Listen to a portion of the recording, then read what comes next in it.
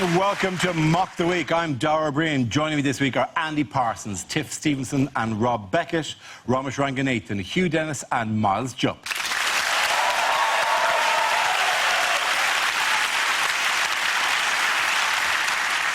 We start with a round call. If this is the answer, what is the question? On the board are 6 categories. Tiff, which category would you like? I'll go for home news. OK, home news is the category. The answer is 1/3. What is the question? Is it how much of a bottle of vodka I'd have to drink before I found Lewis Hamilton even vaguely interesting? Is it how many of this week's news stories lend themselves to comedy? It's been that kind of 3 weeks, really, hasn't it, Andy? Yes. Is it how much of grease can you buy for £1?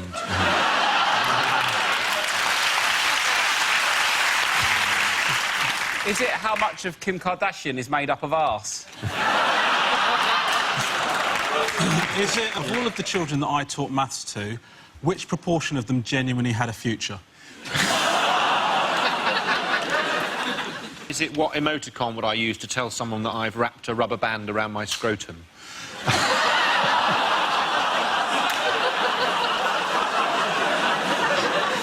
Is it what I'm always missing from a threesome?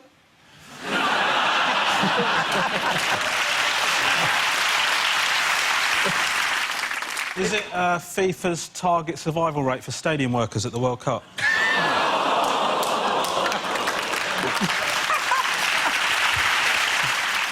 Is it, according to legend, how much of you is your head? Yes. It should be noted. I'll tell you what it could be answered. What proportion of that team have I seen completely butt naked?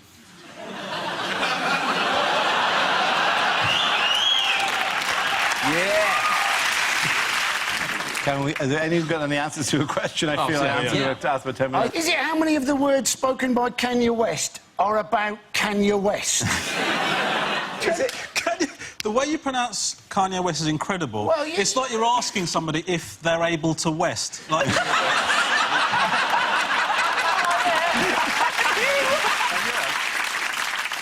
Is it think of a fraction that rhymes with the word bird?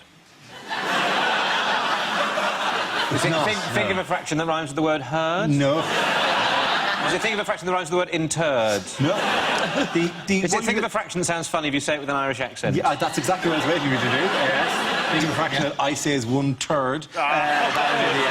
What a funny country. Isn't it?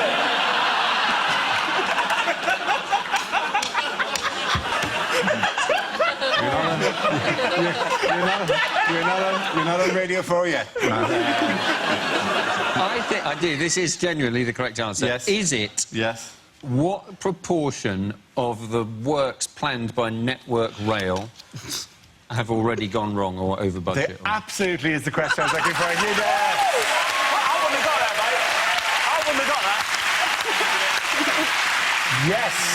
The question I was looking for was, how many of its targets has Network Rail already missed 1 year into a 5-year rail improvement plan? This is the news. The large part of a £38 billion project to modernise Britain's railways has been put on hold as a result of delays, missed targets and overspending. How bad is the situation? The one thing that I don't know how many of you use the train all the time, but it is such an infuriating service, and so infuriating, that if you go to any station, they have signs up telling you that they don't accept abuse of the staff, physical or verbal or whatever. They are offering a service that is so shit, they have to remind you not to kill members of their staff.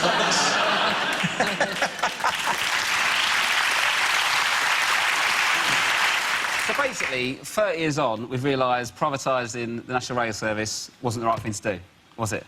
Nice one, Thatcher. Politics. Really good. Man. I wouldn't like to be Margaret Thatcher right now watching this show. Not all of the money that we put in actually goes to improving the rail services. Some of it goes to improving people like Richard Branson, who's in fact had so much of our money, his firm shouldn't be called Virgin, should it? It should be called Slag.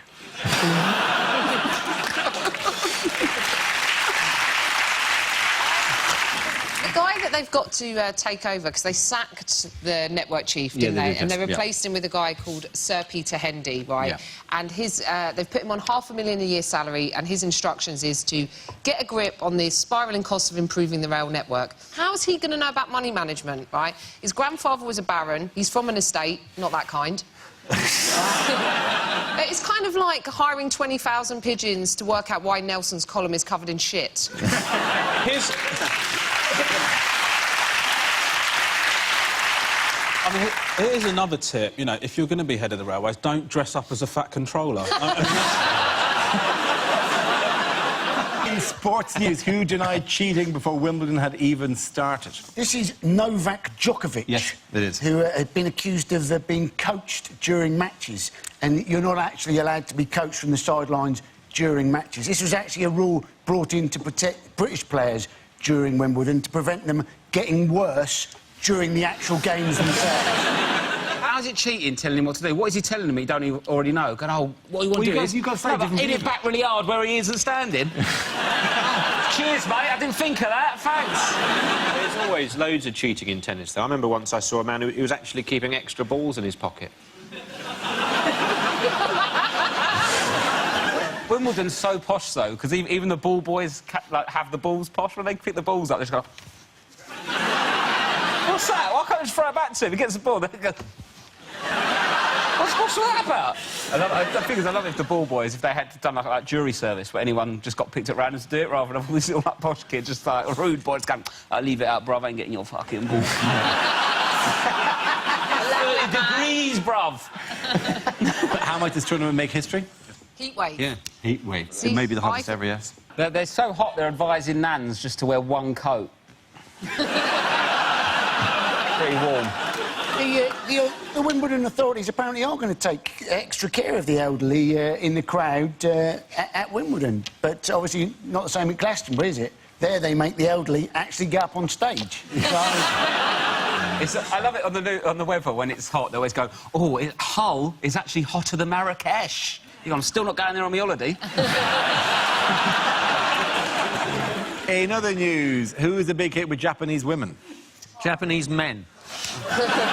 No, actually, surprisingly. Is it the gorilla that's really fit? There's a gorilla. Yes, it is. There's a fit gorilla. There's a gorilla who moved from Australia to Japan in 2007 and has attracted a lot of admirers among young Japanese women who describe him as too handsome. He's referred to as an ikemen, which is slang for handsome guy. I found a slightly creepy story, but let's see, his name's Shabani. I mean, all you need is like a slogan that goes, which one of us is really in a cage? You know, this is another one of them looking, you know... I mean, this is a good-looking gorilla, you know? I dare you to swipe left, right that underneath, and then you're... There's another one of them here, look. He's got some junk in his trunk. He's not necessarily sexually attractive, but it would be nice to be held by him. Like, if I had to have sex with an animal, I'd have a flamingo. I'm a leg man. You particularly like when one leg is like up underneath the... Yeah, it's a bit saucy, isn't it? Yeah, it's like, go on, come and see where my other leg is. Put one leg up. I know where your leg is, don't you worry about that. Marshy. Wet. You ain't got one leg, you slag. Can I just say we're totally objectifying this gorilla, and I'm loving it. It's like he's about to go, yes, Sigourney Weaver was wonderful to work with. Yeah. Part of my craft is I'm the weaver of stories, I'm the teller of tales. And Paul's got Rob, Tiff and Andy!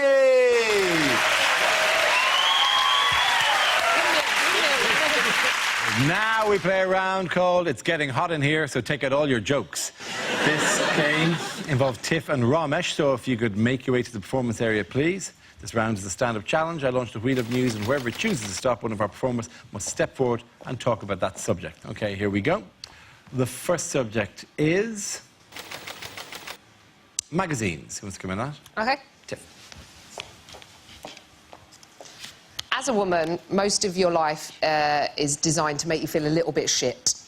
And magazines are responsible for that. You know, magazines like OK, which I look at on the shelves and think, when are they going to stop putting people on the front of that who are quite clearly not OK? Magazines will recommend that you have plastic surgery. That seems to be everywhere. Too much plastic surgery these days. I think that's why they've invented emoticons. Right, they're for women who've had too much plastic surgery. So you can just hold up an iPad and say, I feel happy. I feel sad. I feel like a smiley poo with eyes. But I think the worst thing that magazines do is they perpetuate trends, really bad trends, right? I don't know how you guys feel about vajazzling. But I genuinely believe it is a plot by religious groups to get gay men interested in vaginas.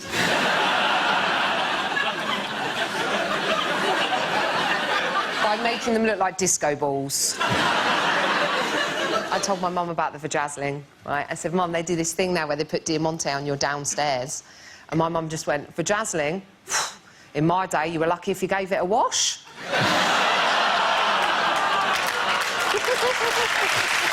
Thank you very much, Chef. OK, that leaves us with Ramesh. Let's see what you've been left with. Let's spin the wheel. And the topic is parenting.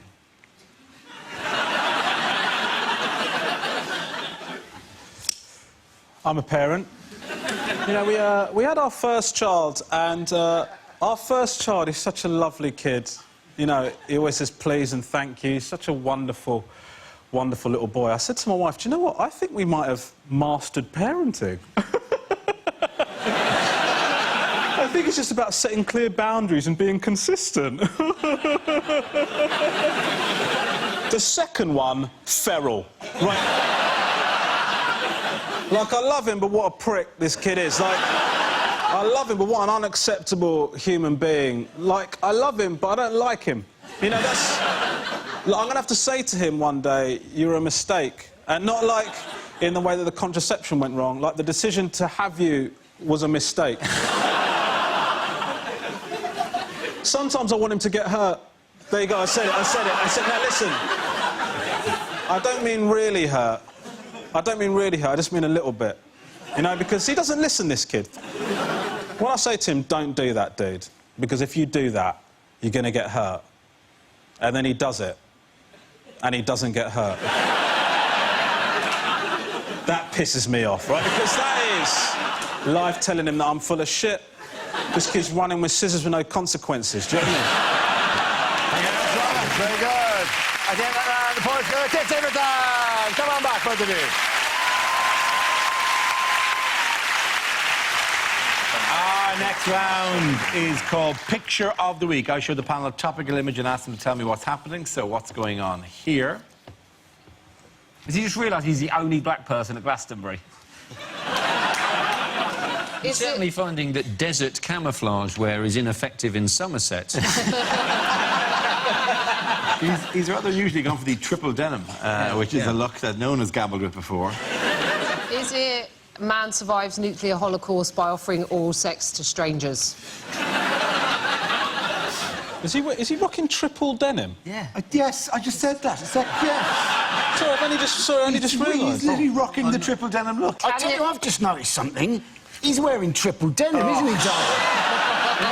You see that, Dara? Has somebody just asked him if he's able to West or not?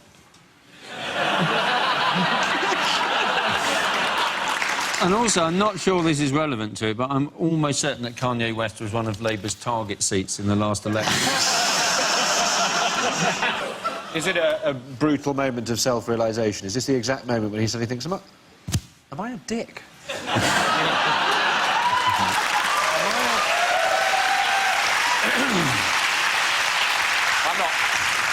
I'm not being fair, I don't really know who he is. Is it Kanye West's controversial headline set at Glastonbury? It is, of course. Thank you very much, Ramesh. Yes, this is a picture of Kanye West performing at Glastonbury Festival this weekend, headlining the Pyramid Stage on Saturday night. The rapper told the crowd, "You are now watching the greatest living rock star on the planet." To which the entire crowd went, "Oh my God, who's dead?" He wasn't the biggest rock star in Somerset. Yeah. Yeah, he wasn't the biggest rock star in that field at that time. Literally. Let alone the planet, yeah. He also described himself as the new Warhol, and I think we misheard him a bit there.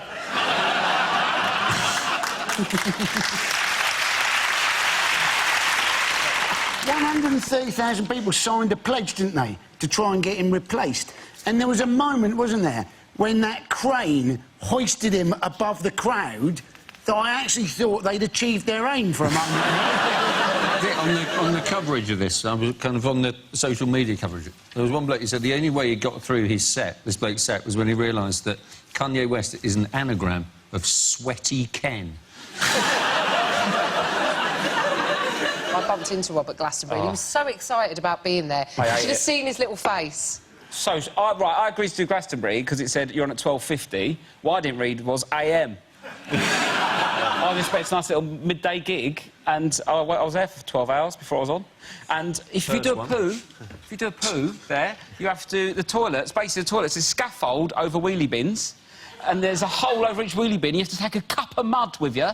There's bags of mud, and then you do a poo, and you have to pour your mud over your poo. I felt like a cat. Are you telling me that your cat can hold a cup?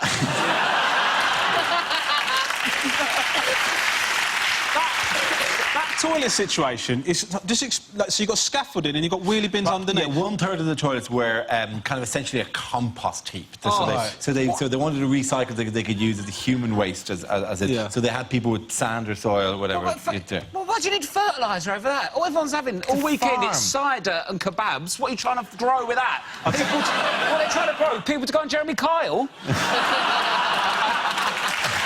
a joke.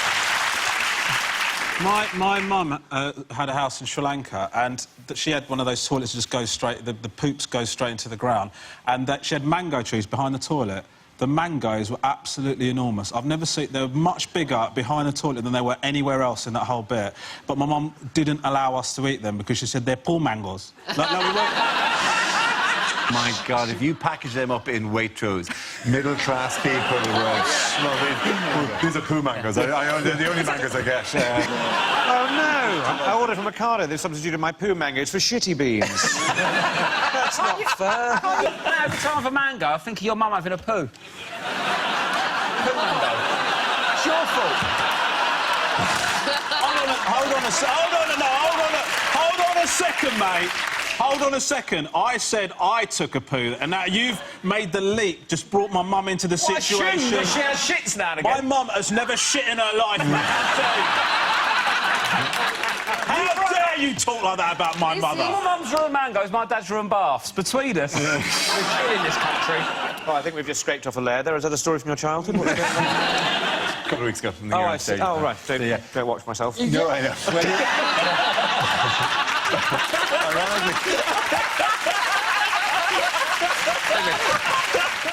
Both the Dalai Lama and Kanye West this year's festival is allowing us to play a little game of Dalai Lama or Kanye. Who said it? Can you have to guess which of the two headliners said this phrase? First one is, I am God's vessel. Kanye. It's got to be Kanye. You got Kanye? Yeah, go for it. I'm going for the Dalai Lama. Being that he may be an incarnation of himself. I'm going for the cat. If he can hold a cup, he can say that as well. I'm God's vessel was actually said by Kanye West. Well done. Our work is never over. I think it's Network Rail.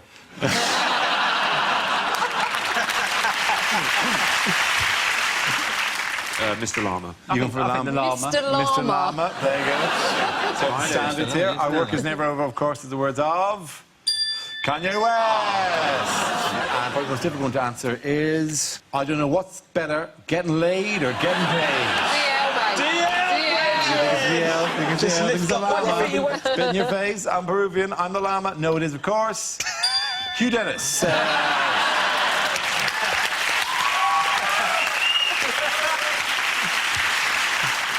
Which England team has made history this week? This is the women's Indeed it football is. team, isn't it? Yeah, now obviously we record this on a Tuesday.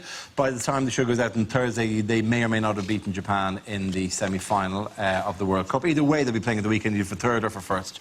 But still... It's amazing that they've managed to do something that the men's football team have never done, and that is reach the semi-final of the World Cup without crying.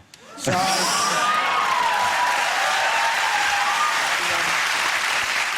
said that's right. It's the first semi-final of a major tournament, and they said this is memories of 1966. But if you look at the semi-final lineup, actually, it's England and USA versus Germany and Japan. That is memories of 1945. It's amazing.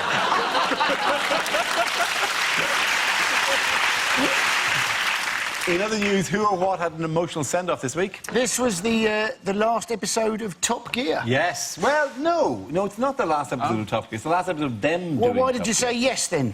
Because I caught myself and went, you know, it's not that. I, like Shivani, can change my mind occasionally. We didn't do the look like that, did we? No. Oh, you should. No, Oh, let's see it. I get the Megabus guy, but I don't get the good-looking gorilla. Do it again, do it again. When you do your hand thing, it does look a bit Shabani.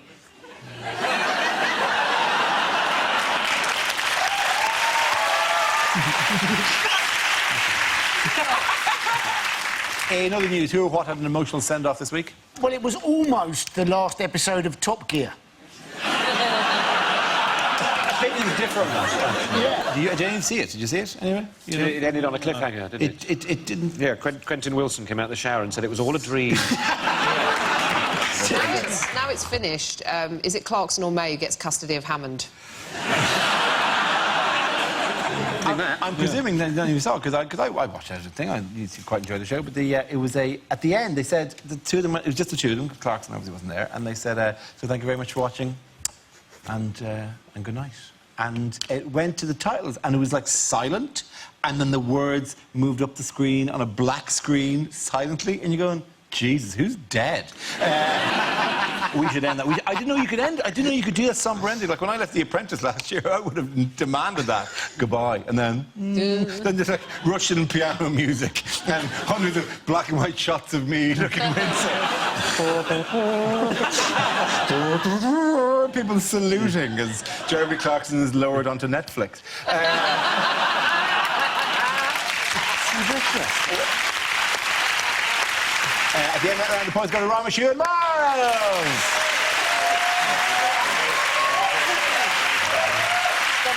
Now we come to scenes we'd like to see. So if everyone can make their way over to the performance area, I'll read out this week's topics and we'll see what our panellists can come up with. OK, here we go. The first subject is unlikely greeting cards. Roses are red, violets are blue. Sorry you're dead. What can you do?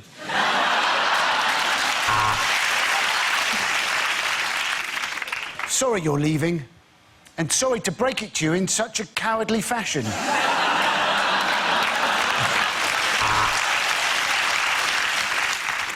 Happy Father's Day, whoever you are, wherever you are.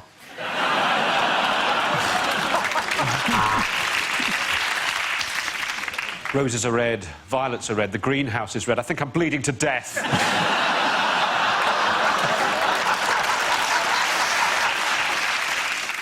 At this difficult time, I'm thinking of you, wearing suspenders and a mask.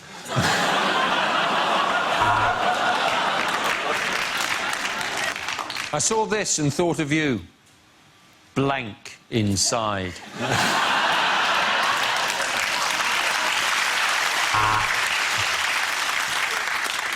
My feelings can't be put into words, although the judge did describe them as inappropriate.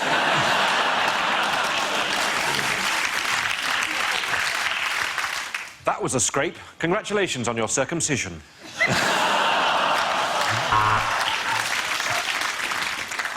Congratulations, you did it. And we'll prove it. The Crown Prosecution Service.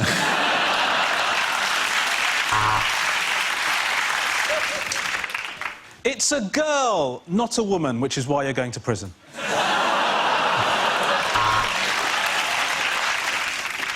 With deepest sympathies for the loss of your grandmother. / happy housewarming!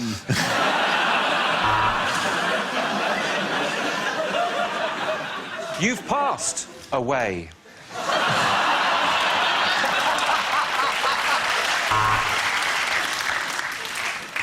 It's 21 years, and this time you'll probably die in prison.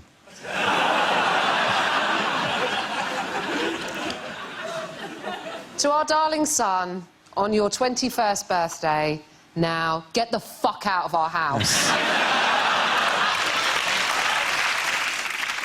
Please help me. I'm trapped inside a North Korean card factory.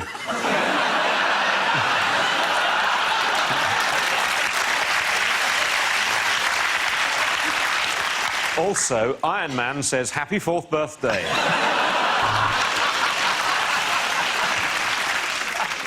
Roses are red, violets are blue. When you go down on me, please don't chew.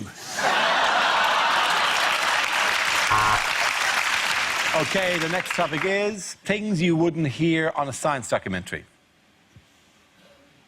The dinosaurs were wiped out by a giant asteroid.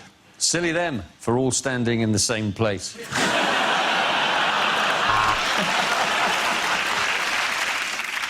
Does it burn anything other than Bunsen?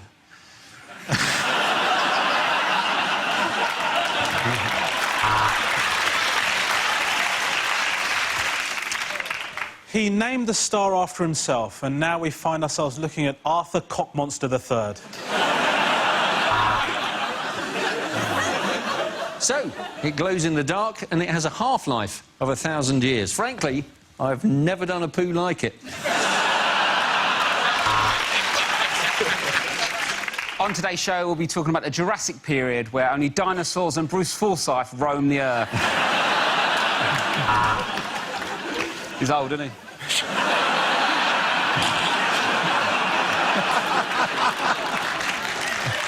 For Sarah Palin, it's conclusive proof that man and dinosaur existed together. For everybody else, the Flintstones is just a cartoon. Next, biology. Why is that gorilla so sexy? Let the proton see the electron.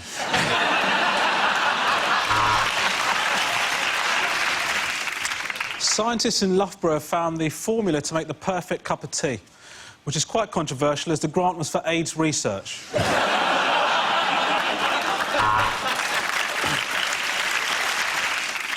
You've been watching me, Richard Dawkins. Good night and God bless. See, and the problem with cocaine is it's well Moorish.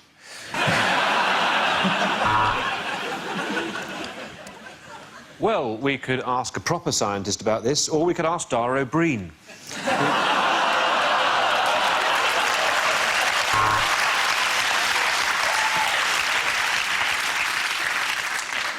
Hello, my name's Dara O'Brien. And to try and bring science to the masses, I'm going to appear in a programme with Stephen Hawking wearing a ridiculous hat.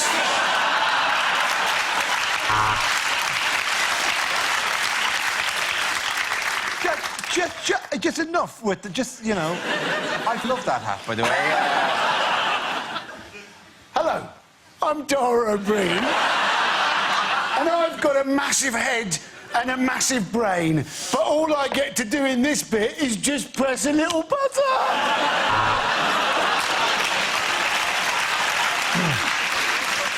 Mr. O'Brien, I award you a PhD. Phenomenal head, Dara.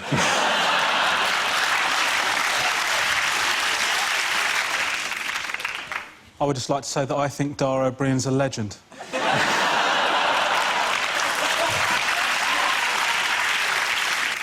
I work with Dara O'Brien. And today, my experiment is to turn this joke into a P45. OK, well done, Dinner Lamb, Portugal, Wallace, you and Miles.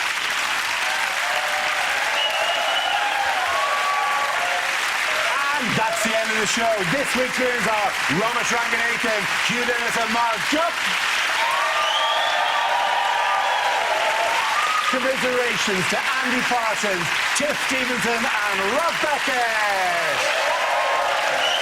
Thanks for watching. I'm actually no, hang on, right? Because I didn't know you were allowed to do this. Apparently, you can just do this. Like, we won't be back on again for another week. So, you know, thank you for watching.